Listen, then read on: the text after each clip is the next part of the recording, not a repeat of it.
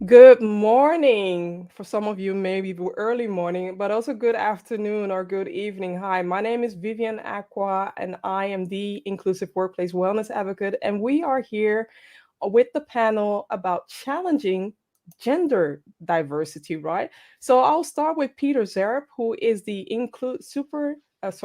I'll start with Peter Zerp, who is the Supplier Inclusion and Diversity Program Lead at Accenture. And also Marjolijn Vlug, who is a career and allyship coach. Sarah Cordivano, who is the Associate Director and Global DEI woman in Spring Nature, right? Yes, that's right. Springer Yeah, Nature. yeah, thank you. And last but not least, bear with me, Ryker Knapp, who is indeed LGBTQ plus employee resource group co-chair for Americas and also senior leadership with L&D specialist. Hi, everybody. I am so excited about this conversation. And I'll start with Ryker. Um, we need to challenge gender diversity in the workplace. Can you share why? Yeah. So I think a lot about this actually, but I think it's changing the thought process Mm, around the belief that only, and whether it's conscious or subconscious, right? But the belief that cis white men have the ability to add the most value in the workplace. mm, And I think that has been very much instilled over generations. So we're fighting some generational trauma, if you will. yeah. But we need to challenge that because what it's really doing is it's actually stunting our growth. Yeah. We're siloing innovation. We're causing creation of new things to not be able to be created by others. And we're also not allowing for growth. Um, I honestly don't really understand it. Like if you logically think about having one group own the capital on something, it doesn't really make sense. You almost think about it like politics. So Mm, if you're running for office and you say, you know what, I only want cis men to vote for me, you're super not going to win the election. yeah. That's not going to happen. So I think the more we bring in all different genders and bring more people to the table, we're allowing for more innovation and growth, and then in turn turning into equity, right? So that's kind of where I sit on that one. You remind me of a conversation that was that was done on social media as well, as in politics don't belong in the workplace. And when it comes to gender diversity, some companies do say that we don't do that over here. We don't talk about that over here. What's your stance Hmm. on that? Um, I think you have to remove the thought of politics Mm, from it, right? yeah, It's not about voting about something. It's about the concept that there needs to be space for all, and yeah, like that's just an issue on its own.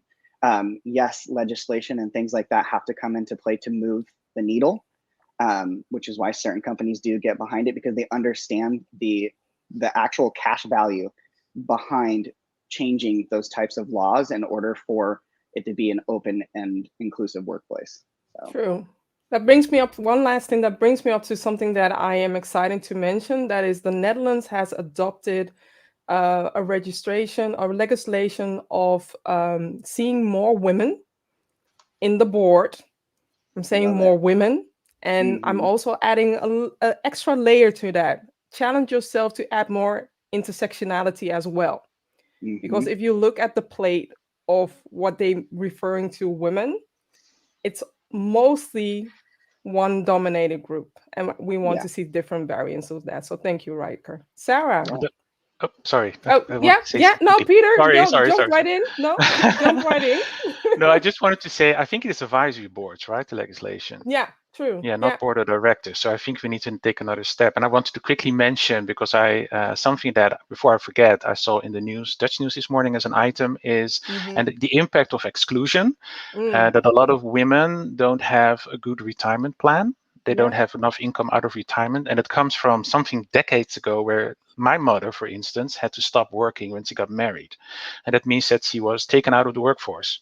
Yeah. And my father passed away sadly. So her income is lower though the pension is still the same, right? So they still made the contribution every month, but she doesn't get as much as my father would get.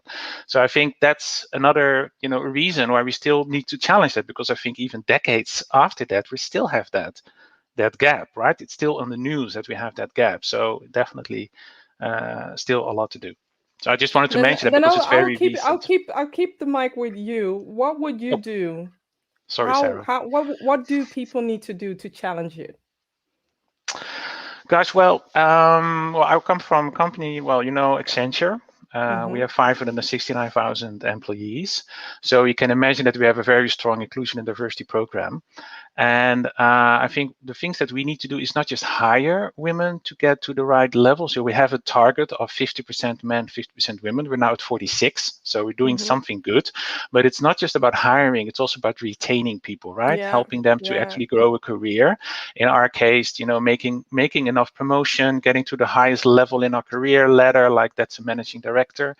But also making sure that, they're well accommodated. And it's simple things like making sure that men also get time off to look after their children, a simple thing, so that women don't feel the pressure to do all that stuff as well on top of building a career. So those kind of things, if you build that into your policies as a company, you make it easier for people to actually, feel more comfortable and feel more empowered to build a career. Thank you. And there's so many other things you can do, but these are a few examples that I That's quickly think a of. big example. So thank you, Sarah. Yeah, thank you. And so much of the narrative in Germany and in Europe around diversity in general is around women and women in leadership and women in tech. And it really feels like the main focus for a lot of companies, especially that are starting their D&I journey. Yeah. And I think it's unfortunate. We really need to challenge that because, two reasons. One, it's way too narrow in terms of diversity, but also, in terms of binary gender, it really excludes other underrepresented gender identities. It also excludes, in many cases, women of color. And, this is out of date, honestly. Like I challenge every single person listening to this call. If your organization has their main and only focus on your DEI efforts to be on, women in leadership, please, now's the time to stop. Now's the time to reframe it because, binary gender is out of date. One-dimensional gender is out of date. And we really need to think about how we can communicate around gender in the workplace with not such a narrow lens. So this is why it matters to me personally. True. I think it was in a conversation yesterday or on Monday. Like it starts with the simple thing, right? In which restroom can I walk into? Because I think Mark Travis Riviera was sharing that he has to be careful into which bathroom he is going to because he dresses female. He is a man, but he feels like he cannot go to every restroom because of his safety, and he's careful about that. The same applies into the workplace. Where do you go? What kind of restrooms do you have? Because that's also a signal of the company showing that they cater or they support inclusion. They support all genders in the workplace. So thank you. Marjolijn. There's from hearing what you've all brought in already, and amplifying and adding to that, there's so much that all of us haven't been thinking about, haven't been realizing, are still learning. For some, that's a lot. For other people, that's that detail. I just never thought of that. Hadn't realized that. Thank you for bringing that up. And that means there's so many opportunities that you're not even aware of that are going to have a massive impact. Yeah. I love that. Thank you. And I'll start with you, Marjolijn. What is your tip for the people? So not only for leaders, I know this summit is targeting leaders, but I want you to know that summit is about self-leadership. So what is the tip that you have for the self-leaders to promote gender diversity in the workplace? Where should they start? I want people to start with a growth mindset, a learning habit. Yeah. And basically whatever makes you hesitate or makes you scared about that, grow a pair, get over it, just get curious and have fun with it, because learning about all these things, the world, our awareness in the world's not changing, because gender diversity was always here, but our awareness of it on a global scale is growing immensely. That's exciting to me. That growth is exciting to me, and the opportunities coming up. So, you know, grow a pair and start enjoying that growth. That Thank you. curve. Peter. Oh, Ryker. Ryker was raising his hand. Ryker. I would, if it's all right, I'd like to share a story and context to this. So I'm super open, so I'm okay sharing, but I'm a transgender man. And so I actually transitioned in the workplace. And I will never forget the moment that I realized that I leveled up in life. So going from a cis woman to a trans man and being very cis male passing. And my interactions with other cis male coworkers completely changed. I became privy to like certain conversations and things like that where I was like, woof, like what is going on? Like I've never been a part of the locker room talk before. And like that adjustment was kind of jarring at first. And what I kind of realized is, wow, one of the biggest things that we can do is if we're sitting at the top and we're sitting in this point of privilege, we need to shut down the chauvinistic stuff. We've got to stop this toxic masculinity. So my challenge is to those who are listening that are sitting at the top, when those conversations happen around you, remember the people that you hold dear to yourself, your mothers, your sisters. If you have LGBTQIA folks in your family, specifically trans or non-binary, think about those people and think about how this conversation is depicting them or how it is shedding light on somebody like that, / not really a great, not a good light, and shut it down. Literally just shut it down. If you say, and you can't change people, right? But what you can do is say, in my presence, this type of conversation is not okay. And then it eliminates the ability for them to do it in your spaces, specifically if they're a leader. And if you set that tone, they've lost their platform. And I think it's really impactful. I've done it in my career, especially when people don't know that I'm trans. And even if they don't like it, they're like, oh, okay, he's weird or whatever. I'm like, I don't care. Here forward, you're never going to talk like that around me. And I feel like that spreads like wildfire. I love that. Thank you. Thank you for sharing that. And Peter. Yeah, so my title says it already, that I'm more focused on procurement. So that means that I'm not just looking at workplace, but also at our supply chain. And we call our program supplier inclusion because, we really want to focus more on creating equal opportunities. And, being a procurement, I'm being a buyer all my professional life. You need to be curious. And I'm always curious about what people can bring to the table and can help the company I work for to be better and to grow and innovate. And that's why we call it an inclusion program, because we really want to get everybody, all talent from all angles, to the table to hopefully become a supplier to Accenture or a supplier to an Accenture client. And I think that's super important to us. And if I look at and the gender part is, and I'm just now looking at men and women, is women make up half of the population. 35% of them are entrepreneur. But only 1 to 2% of the corporate spend is with women-owned businesses. Yeah. So there's still a huge gap there to bridge as well. And we're trying from our company, but a lot of other corporations do the same, is to engage them more into our sourcing opportunities, also help them to become ready to supply to a company like Accenture, because we're very difficult. We're very long tender processes. You really want to do it. So we're helping you to get excited about that. And make sure that you eventually become a supplier to us and can grow your business and make an impact. And I think, that's also want to give the audience is, whether it's workplace or supply chain, be curious. Try to get to know all those people that have an amazing talent to share with you that can also help you in your daily work life.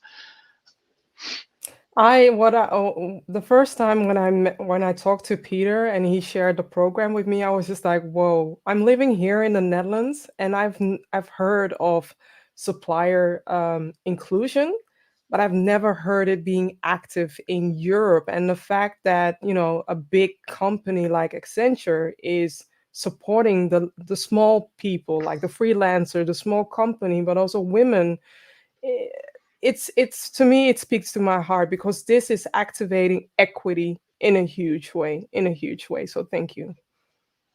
Thank you. Sarah.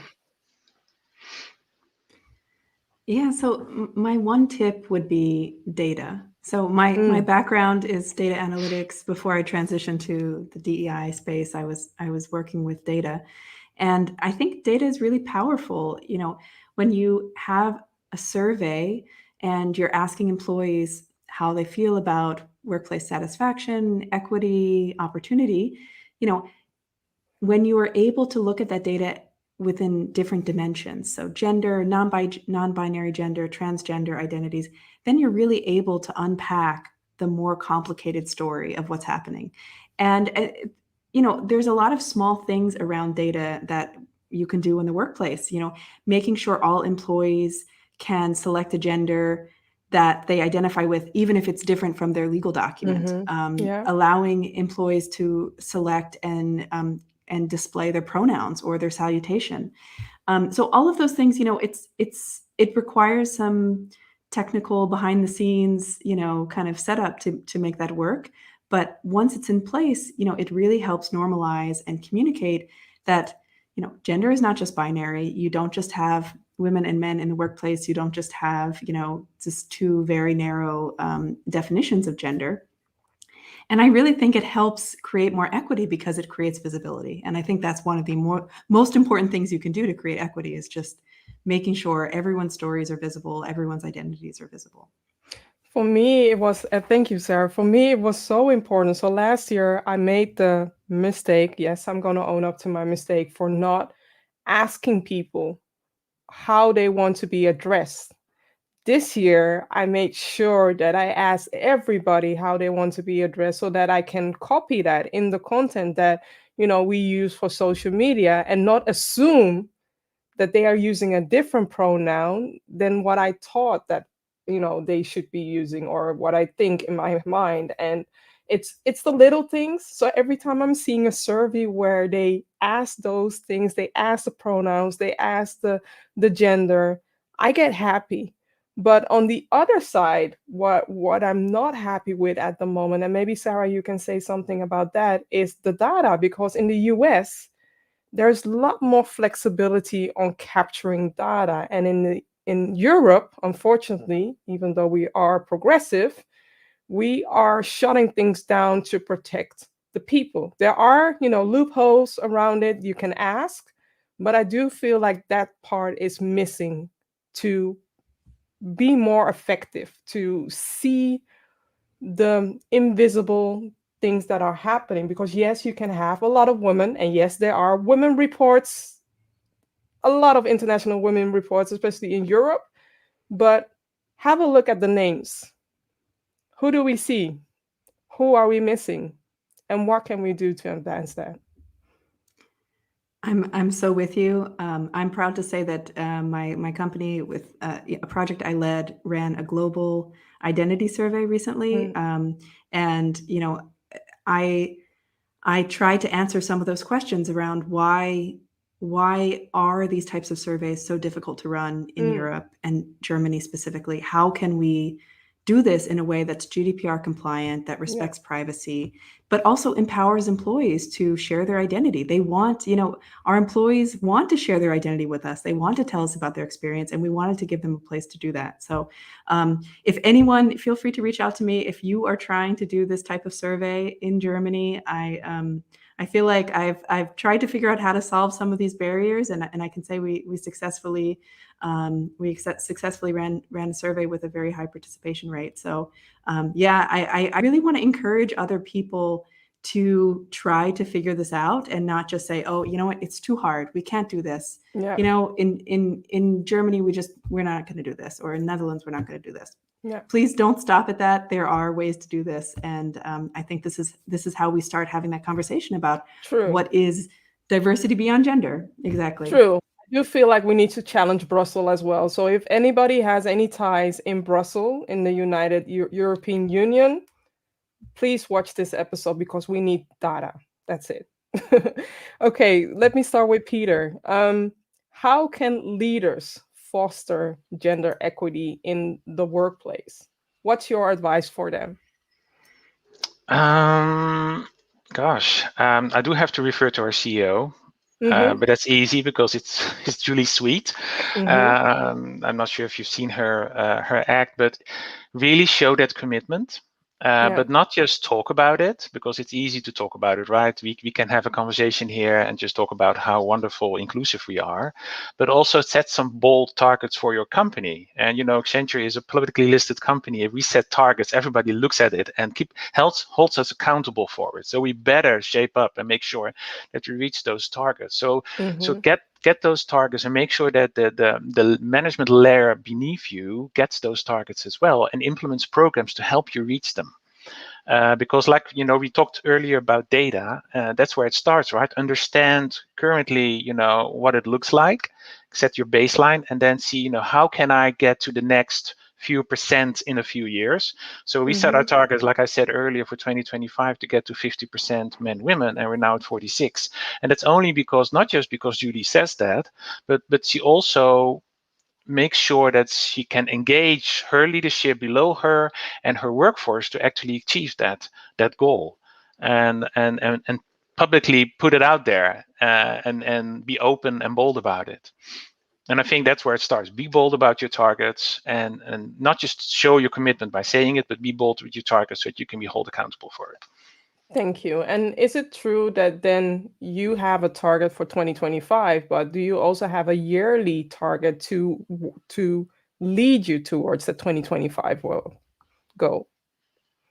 No, absolutely. And every year we publish our progress. So every year we show where we are, that we are going to reach that target. It's not just about 50-50. Like I said earlier, it's easier to hire, of course, a lot of people, but you also have to retain them. So we also show figures about how many people got to that managing director level, how many women made promotion this year, so that we can also show our progress there, or not.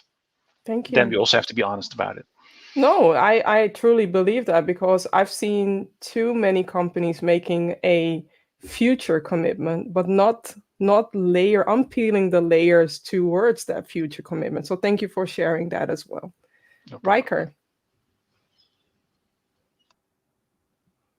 Yeah. I'm gonna probably speak a little bit more to like mid-level leadership here. I think we have a lot of all leaders in different layers, right? Right.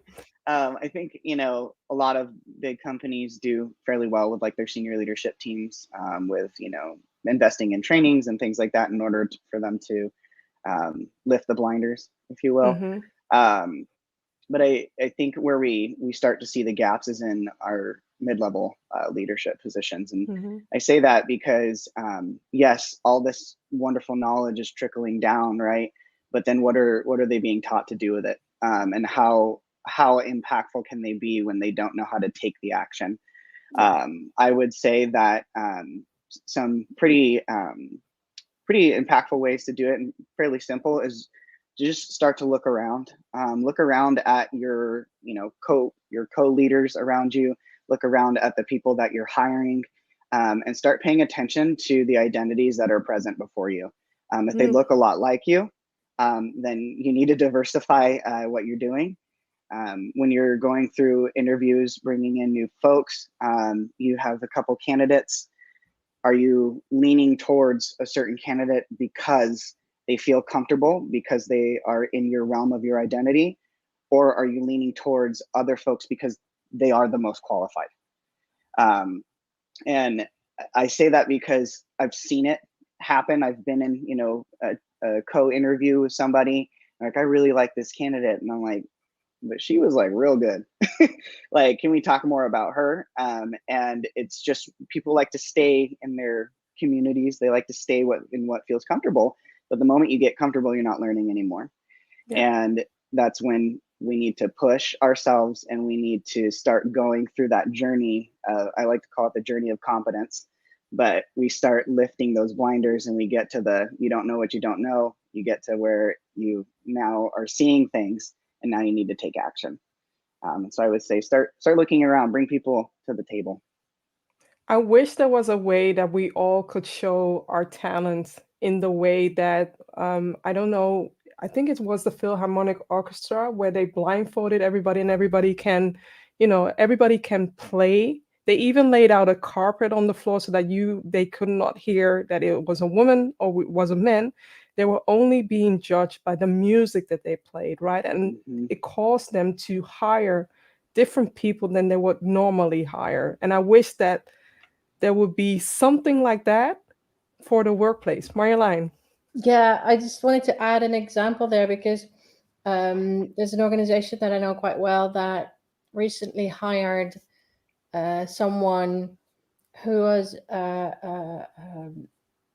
the most qualified in their eyes because they had the most relevant prior experience over someone who would, from a diversity standpoint, bring in new perspectives, new lived experience, who didn't have that same level of work experience. Now, I was wondering, how come they didn't have that same level of work experience in that field? Yeah. I mean, if that's the frame of reference that you take, that really impacts the diversity that you're going to get. What I love about your example, Vivian, is that, that evens that out completely. You just observe someone's skill and hire them for their skill. Yeah. Unfortunately, I cannot play an instrument, and I'm even a terrible singer, but there are other things that I can do well. So I'm curious about how this is going to play out in the workplace as well. So thank you. And Sarah.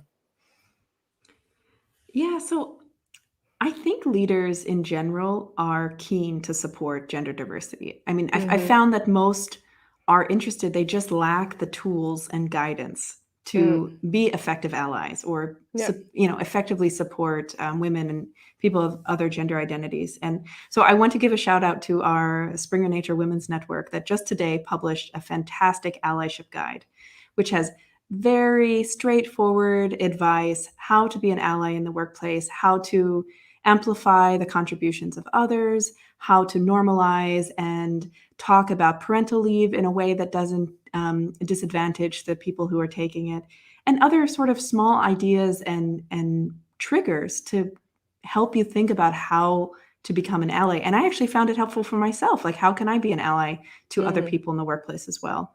And similarly, in terms of tools and guidance, an inclusive language guide I found very helpful, because a lot of people, a lot of us, we just go with our default, we go with the same examples we use in every situation, my doctor, he said this, even when we're talking about a hypothetical person, we really quickly default to our own biases, our own We are stereotypes. brainwashed in books, in stories, in the things. I mean, since now that I am official, the inclusive workplace wellness, every time that I'm reading something, that's, oh no, or my son is seeing something. He was watching Transformers on a network, a platform that is advocating for only for boys. I said, no, no, no, no, no. Mom also likes Transformers. Girls also like Transformers. Other people like Transformers. This is wrong. He knows that now. But it starts at a very early age in our books, in the way we communicate. So yes, continue, Sarah. Yeah. So thanks for that, because this is my challenge to every single person on the call listening. When you find yourself defaulting to these easy stereotypes in your mind, even if not a big deal, you're just referencing someone you don't know, you just default to one gender, like, recognize you're doing it and challenge yourself. Say, okay, you know what, next time I'm doing that, I'm gonna, use a non-stereotypical example, or I'm going to, feature a family structure that's not heteronormative and binary, like really just being mindful of these types of unconscious stereotypes and biases that we use all the time, and being aware of them, trying to counteract them. Thank you. I'm laughing. Sorry, I'm not laughing because of you. I'm laughing because of the reactions that people are sharing. So, Katie is sharing, measuring is knowing, and measuring is the progress, and data is the base to be more intentional. I love that. Thank you. And also, the Zakia is sharing, look for value add to your organization. The moment that you get comfortable, you aren't learning anymore. Thank you, Riker, for that. And this is why I was laughing, Michael. Transformers are indeed universal.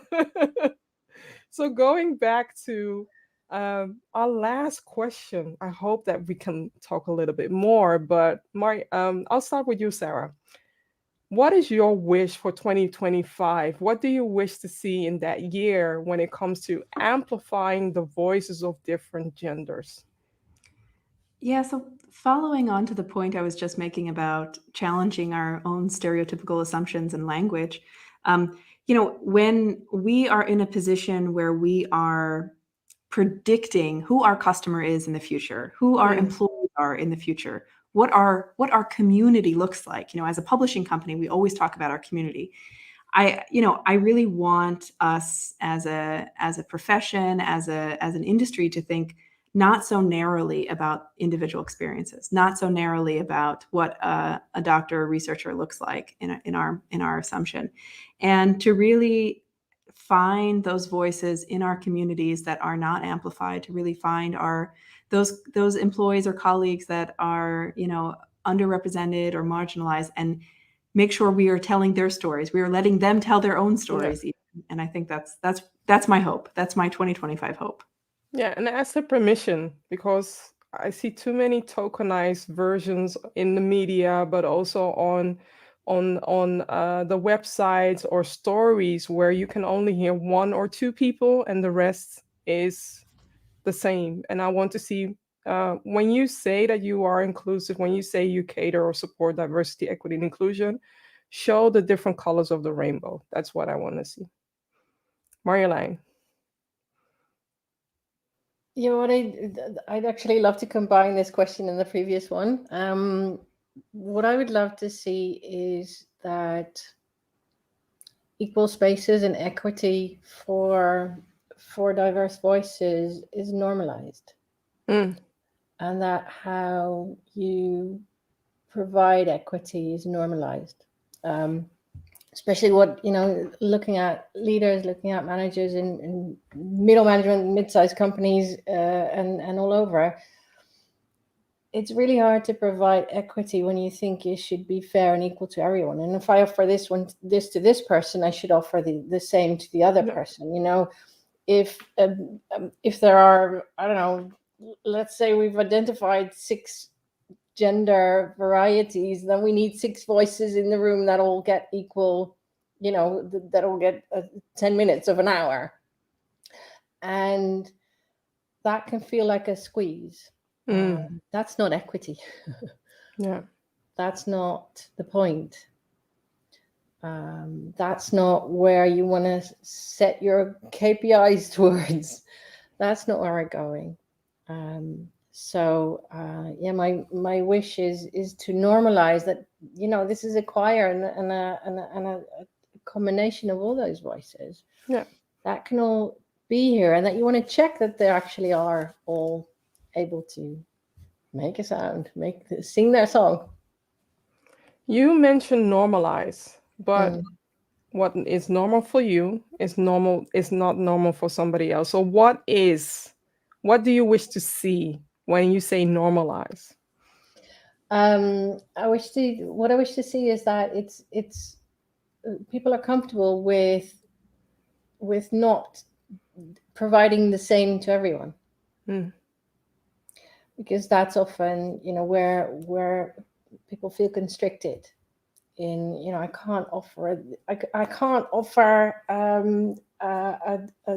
I don't know, pumping room to every employee in the organization. Yeah, because not everybody's going to need one. Yes, but if we're offering it to this person, then we're going to need to offer it to that person. And, that's a women's thing only. But, there's lots of those types of things. Yeah, it activates the whataboutism when you're doing that. Yeah.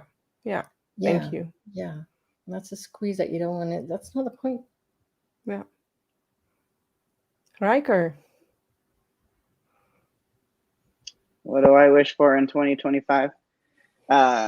So as you introduced me, I'm a senior leadership learning and development specialist. So I like to use metaphors as an adult educator. So that's where I'll go with this. But I would actually really love and hope to see cis men start to see and feel the beauty and benefit around elevating the voices of cis women, trans men, gender nonconforming, and non-binary folks.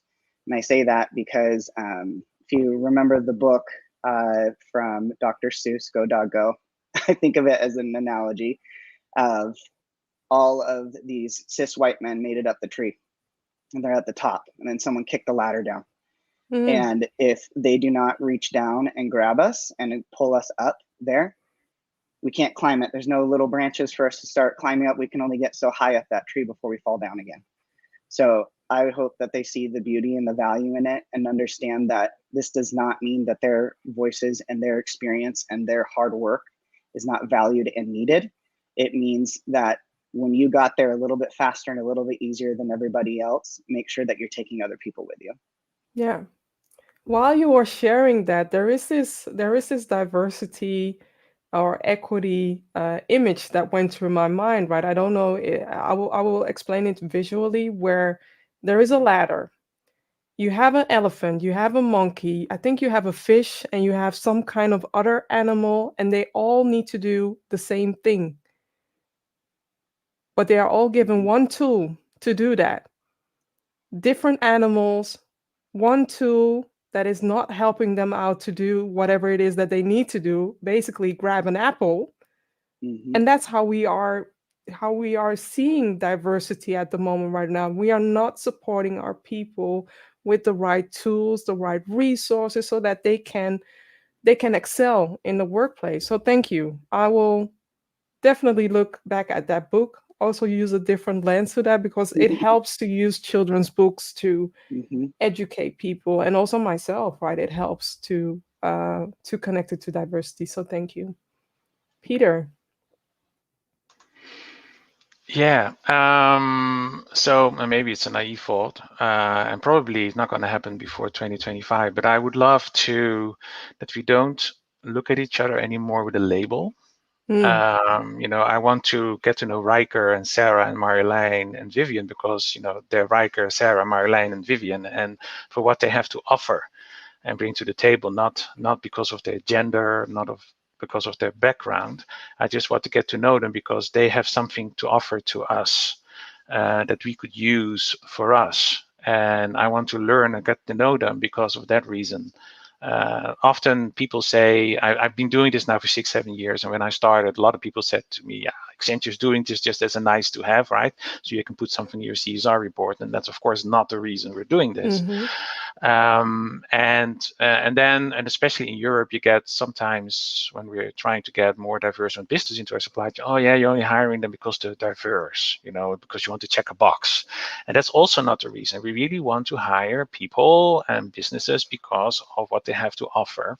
And I want to move away from the labels. I understand that we need it. We need to use the term diversity. We need to use the labels, because otherwise, we cannot create the data. We cannot set ourselves measures to get to that next level.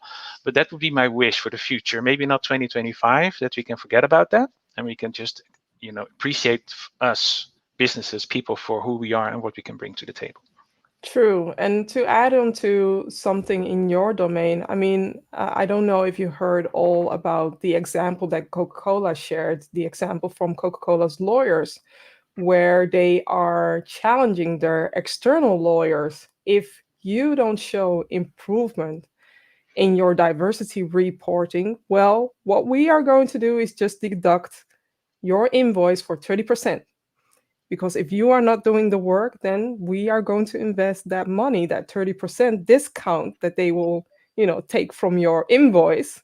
They will invest it in diversity. And I hope to see more and more of these challenges to challenge inclusion from different ways. So not only within the company, but also on the supplier chain and also maybe on the client side as well. Yeah. Yeah, sometimes people need a push, and if that's what it This is a good takes. push. Yeah, I think so. No, and we see that as well, because Yeah. of course we are part of a value chain where we have our Mhm. clients as well. And we see more and more of our clients developing their own programs as well. Also, thankfully, also here in Europe, European headquartered or corporations. And they do ask us as well, Accenture, what are you doing? And and also ask us, how much diverse spend you generate on the account that you have with us, and that that pushes us to show and tell, right? Not just tell, but actually show what we're doing. So yeah, makes perfect sense to me. Thank you. Sarah. So I already shared my vision, but I guess maybe my final words would just be to, I think all the perspectives that I heard today were really, really valuable. And I think we benefit so much from hearing from other people's visions for the future. And I think, that's my hope in a way, that we also are not just focusing so much on what our expectations are, what we think, what we define as diversity, what we define as inclusion, but really thinking about what others are focusing on as well. Any final words, Marjolijn? This was really amazing. Yeah. Thank you for sharing your individual perspectives. And that's what I love about Amplify DEI, is this the richness of all our perspectives and the aspects of the thing that we're looking at. Like, we're all looking at different sides of it, and bringing that together is really amazing. Thank you. Can you see how I feel after these conversations? I can see it on your face right now. Peter, do you have any final words? Gosh, I can only repeat what everybody else says, but I love the fact that this panel definitely has people with different backgrounds, different perspectives, but at the end of the day, all trying to achieve the same thing. Exactly. And that's how, and especially a great thank you to you, because you're bringing us together and helping us to achieve these things together. So I hope that that this doesn't end with this panel, that there will be a follow-up, that we can continue the conversation, hopefully maybe with the people who are listening right now, to see how we can improve across Europe, not just the Netherlands. Exactly, across And the Europe, world. the world. Yeah. And yes. Ryker. Yeah, I would say that +1 to what everybody said, but also just coming from a personal experience, go back 5 years, somebody like me never would have been on a panel like this. And I think that it's a time to also don't forget to celebrate the wins. Don't forget to live in it and embrace it, because we keep going forward and we don't acknowledge the work that we've done, we're going to get burnt out really fast. And so I'm grateful to be here. I'm grateful to have a platform for my voice to be heard. Vivian, thank you so much for having me. It means the world to me. And I just hope that we can continue to do this, and more people with very diverse gender identities get more platforms like this. Again, to echo everybody, that's why I love Amplify DEI, because we're pushing the envelope, but we're taking the time to pause and love what we're doing. You're making me emotional right now. I was just about to say that I'm done with all the happy tears, but this conversation has been music in my ears. So thank you for sharing your personal journey, story, insights, and support the inspiration for others to move the needle. That's it. That's why I wanted to challenge gender diversity with you all, because it means the world to me. It means the world for everybody to feel accepted, because I know what it feels like to be excluded, and the pain, it's real. So thank you all for speaking up, speaking on this panel, and also for the people that are watching Amplify DEI. It's almost over, but the work isn't done. It's not done yet. So know that the content, when you invest in your all access pass, the content will be available to next year, 26th of September. But know that this is just the beginning. So thank you all for joining, and until next time. Bye, everybody. Thank you very much. Bye. Thank you. Take care. Bye-bye.